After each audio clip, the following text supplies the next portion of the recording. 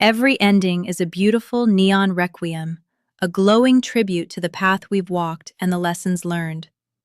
Join us as we close this chapter and prepare for the next big cinematic reveal. Click subscribe now and witness the beauty of a perfect resolution. The night my parents found out, my mother didn't scream. That's the part nobody expects when I tell the story. She just got very quiet, set down her coffee mug on the kitchen counter, and looked at me like I was a stranger who had wandered into her house by accident. My father was the one who spoke first. "You need to leave," he said. Just like that. No pause, no breath, no let me think about this. Like he'd already decided years ago what he would do if this moment ever came, and all I'd done was trigger the response. I was 27 years old. I had a job. I had my own lease on a one-bedroom apartment 40 minutes away. I hadn't even been staying with them. I'd driven over that Sunday to tell them in person because I thought that was the right thing to do. I thought they deserved to hear it from me directly, sitting at the kitchen table where I'd eaten breakfast for 18 years, where my mother used to help me with homework, and my father used to read the paper out loud to nobody in particular. I thought it would be hard. I didn't think it would be over in 4 minutes. My mother never looked up from the counter. My father walked to the front door and opened it. And I picked up my keys and I walked out. And I heard the deadbolt slide behind me before I even made it to my car. I sat in the driveway for a long time, long enough that the porch light clicked off on the automatic timer. Long enough that I could see the kitchen light go out too. And then the living room, and then it was just a dark house. I drove home. I didn't cry until I got to the parking garage of my building, and then I sat there for another 20 minutes before I could make myself go inside. I should back up. My name is Callie. I'm an accountant, the kind who works for a mid-size firm doing tax prep and financial auditing for small businesses. It's not glamorous. It's spreadsheets and deadlines and a lot of coffee. I was good at it. I am good at it. I want to be specific about that, because it matters later. I was 27, unmarried, and I had gotten pregnant by a man I'd been seeing for 8 months. His name was Joel. And when I told him, he said, and I remember this exactly, "That's not really something I'm in a position for right now." Then he asked me what I was going to do, and when I said I was going to keep it, he said he needed some time to process that, and then he essentially vanished. Texts went unanswered. Calls went to voicemail. By week 10, I had accepted that I was doing this alone. My parents they were deeply religious. Not in a gentle Sunday morning potluck dinner kind of way. In a very specific, rules-first kind of way. I had known my whole life that there were things you did not do in our family, and I had known since I was about 16 that having a child outside of marriage was near the top of that list. I had still hoped. That's the part I'm embarrassed about now. I had still driven over there, on a Sunday, with a plan for how to say it, because some part of me believed that when they saw it was me, their daughter, their only daughter, they would find a way to be something other than what they'd always been. They didn't. My brother called me 2 days later. His name is Theo. He's 4 years older than me. And we had always been close in the quiet way. Siblings are when they grow up in a house with a lot of rules and not much warmth. You find the other person and you hold on. He lives about 20 minutes from me, in a small house he bought 3 years ago when he got married. His wife, Clara, is one of those people who is good at everything without making you feel bad about it. She bakes bread on Sundays and remembers everyone's birthday. And never once, in all the years I've known her, has said a single unkind thing about anyone. Theo called me on a Tuesday evening when I was sitting on my kitchen floor eating crackers, because the smell of anything cooking made me nauseous. "Mom told me," he said. I didn't say anything. "Callie." He was quiet for a second. "Are you okay?" "I'm fine," I said, which was not true. "I'm coming over." "You don't have to. I'm already in the car." He showed up 20 minutes later with a bag of ginger candies, 2 different kinds of crackers, some sparkling water, and a look on his face like he was ready to dismantle something. He sat down on my kitchen floor next to me without even asking why I was sitting on the floor, and we stayed there for a while. And he didn't say anything about what our parents had done, and I didn't either. And that was somehow exactly right. After a while he said, "Here's what's going to happen. You're going to be okay, and I'm going to help." I told him I didn't need help. He looked at me with the specific patience of someone who has known you your entire life. "Callie," he said, "let me help." I was about 4 months along when my landlord informed me that the building had been sold and my lease would not be renewed. He gave me 60 days. I sat with that letter for a long time before I told anyone. I ran the numbers approximately 40 times. My salary was good, but not enough for the kind of rent the market was asking in my area. Not with the baby coming. Not with the expenses I was already trying to plan around. I told Theo on a Thursday, and by Friday evening he had talked to Clara.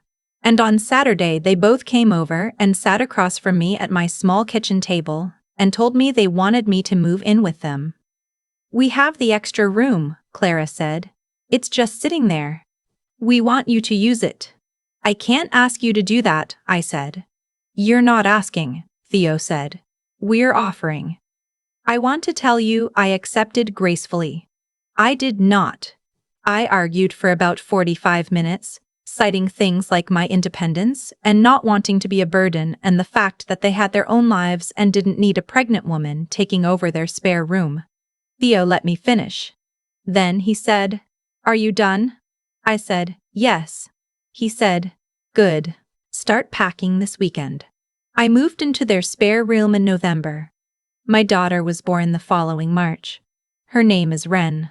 She came into the world at 6:42 in the morning, 7 pounds and some change, with a full head of dark hair and an expression of extreme skepticism that she has, I'll be honest, mostly maintained.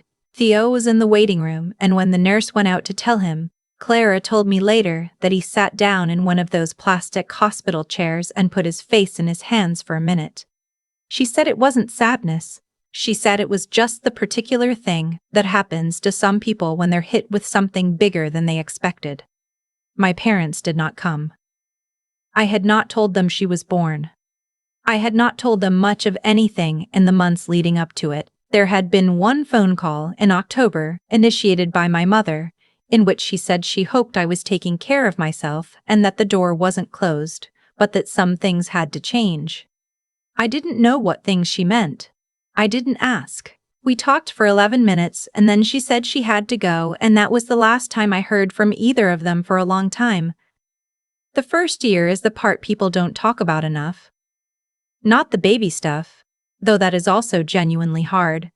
The sleep deprivation is real. The loneliness at 2 in the morning when everyone else in the house is asleep and you're sitting in the rocking chair. Theo and Clara had put in my room, feeding a tiny person who seems completely unaware of the existential weight of the situation. That's real too. But people talk about that. What people don't talk about as much is the specific grief of being estranged from your parents while also doing something that makes you understand, for the first time, what it means to love a child. I would look at Ren, and I would think, how? How do you look at this and choose something else? How do you weigh anything against this and find it wanting? I didn't say this out loud. I just thought it, in the quiet parts of the night, and then I got up the next morning and went to work and came home and held my daughter and did it again. I was back at work at 12 weeks because I had to be. I had short-term disability coverage and I had saved as much as I could during the pregnancy, but the math was what it was. Clara watched Ren while I worked. She had moved her own freelance work to mornings so she could be available in the afternoons. She had done this without being asked and without making any kind of comment about it, and when I tried to pay her, she looked at me like I had said something slightly offensive. "She's family," Clara said. That was it. That was the whole conversation. Joel, in the meantime, had been located. This sounds more dramatic than it was. He hadn't disappeared into a new country. He was just bad at returning anything. My attorney, a woman named Diane, who I found through a colleague and who I will recommend to anyone who will listen, tracked him down through his employer and initiated the process. He contested nothing eventually. I think he had hoped I would simply not pursue it, and when it became clear I was, he stopped returning his own attorney's calls, and the whole thing moved through default process. The number came back as $1,400 a month, plus back support calculated from Ren's birth. The lump sum was substantial. I stared at the number for a long time. Diane explained it to me twice, patiently, in a way that suggested she was used to clients needing information repeated. I went home and I told Theo, and he sat at the kitchen table and looked at the paperwork, and then he looked up at me and said, "Okay. What do you want to do?" I said I wanted to get our own place, Ren's own room, something stable. He said, "Okay, let's find something." I said, "Theo, you and Clara have done so much. I don't know how to." He stopped me.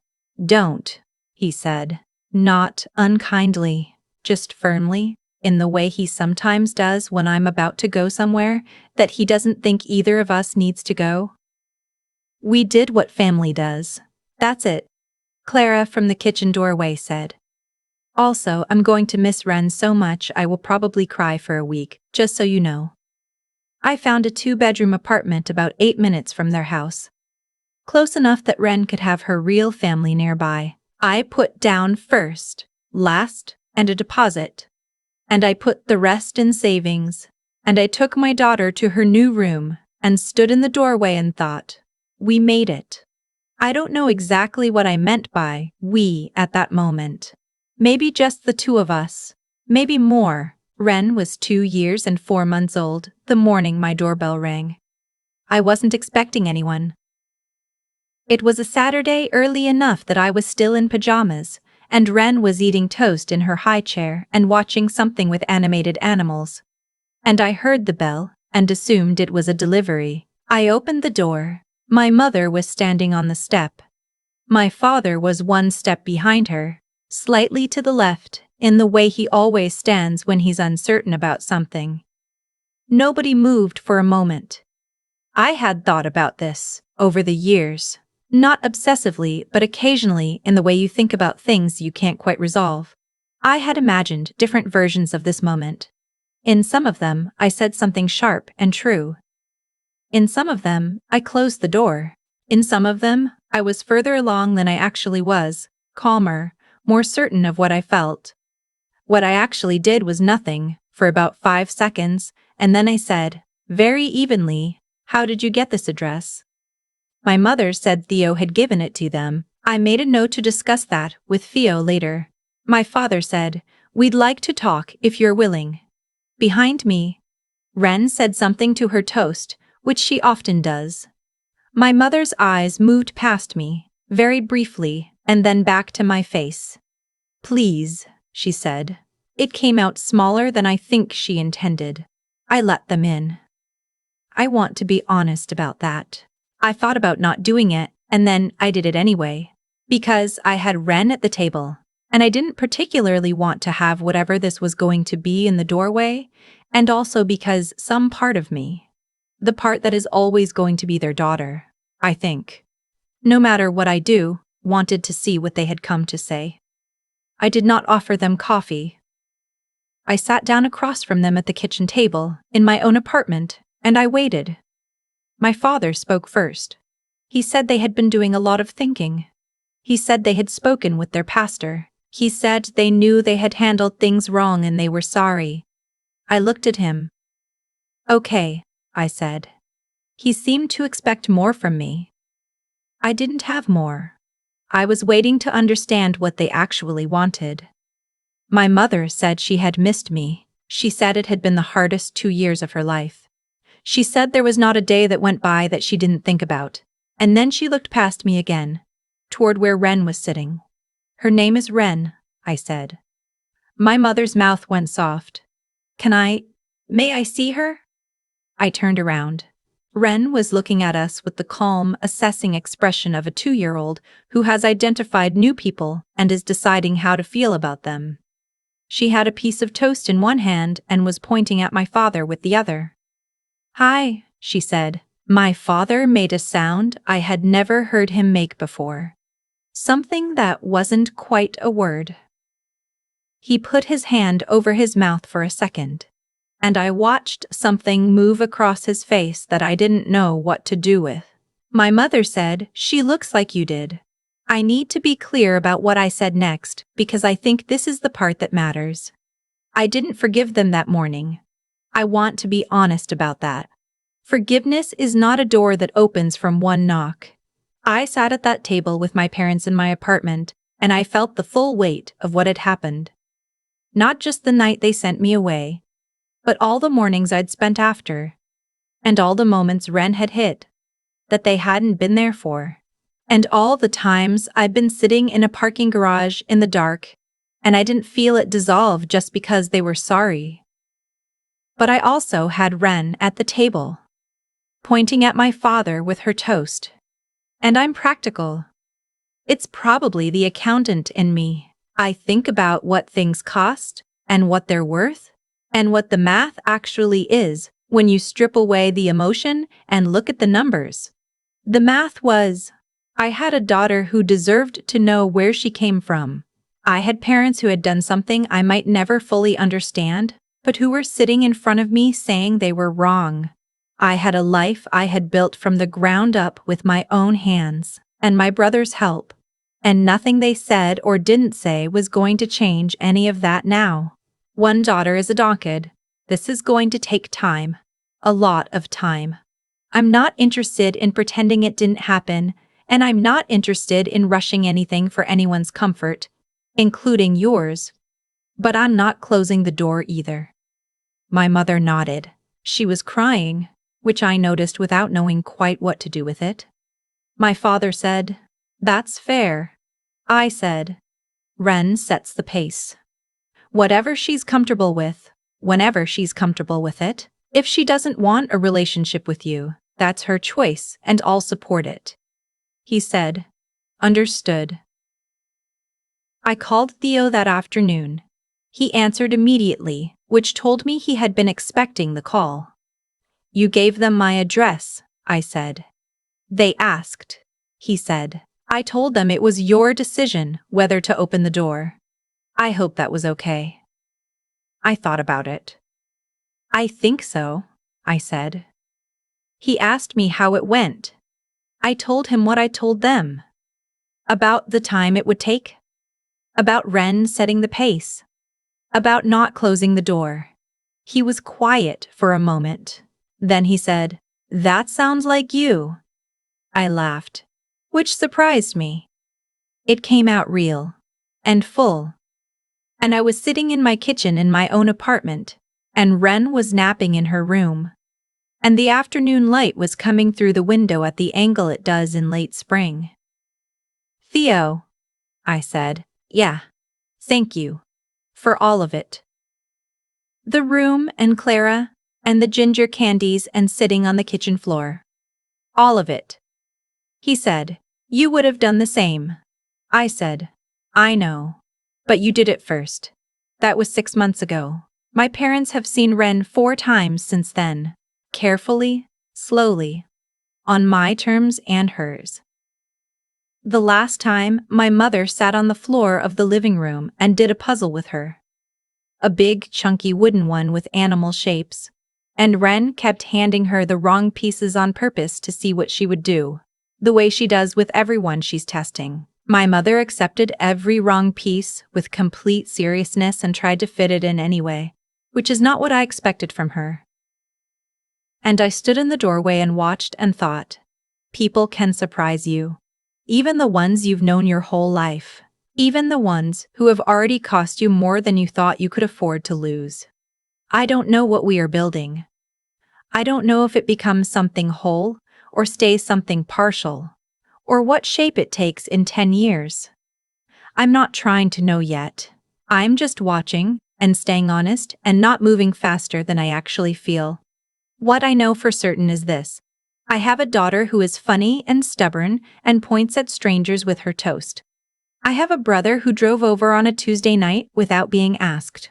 I have a sister-in-law who moved her whole work schedule without a word and called my daughter family. I have an apartment 8 minutes from the people who showed up when it mattered. I built all of that from the night my father opened the front door and waited for me to walk through it. I did walk through it, just not the one he meant. I've thought a lot about what made my parents do what they did that Sunday. Not to excuse it, just to understand it. The way you eventually have to understand something if you want to stop carrying it around like a stone in your coat pocket. What I keep coming back to is this. They were afraid. Not of me, not really. Of what I represented in the story they had told themselves about who we were as a family. And when that story got complicated, they chose the story over me. That's the thing about operating purely from fear. It makes you cut away the very thing that might have actually taught you something, because the lesson feels too costly. The cost for them was 2 years.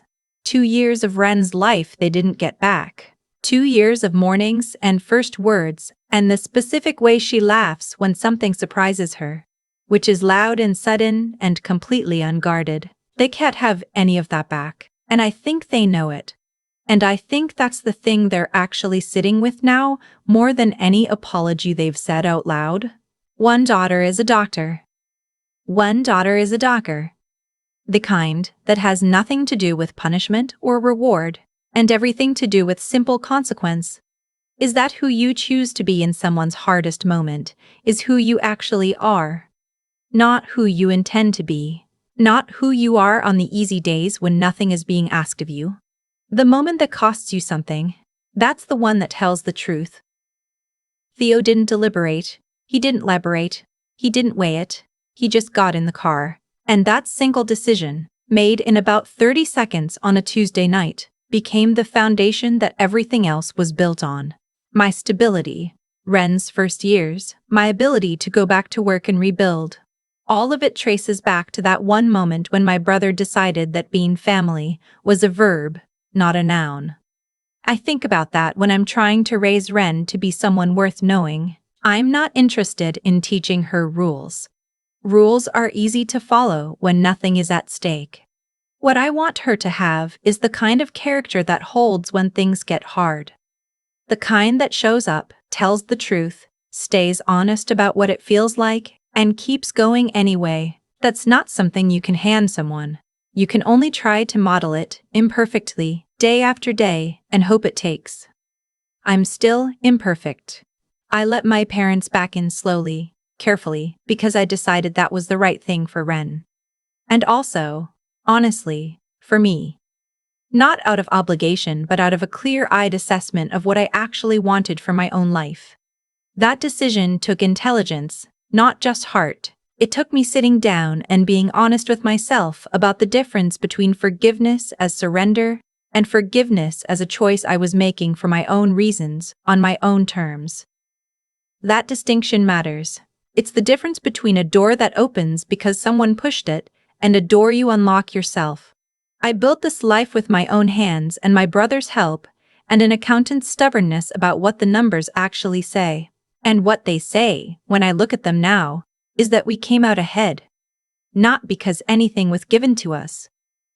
Because we did the work, told the truth, and didn't stop.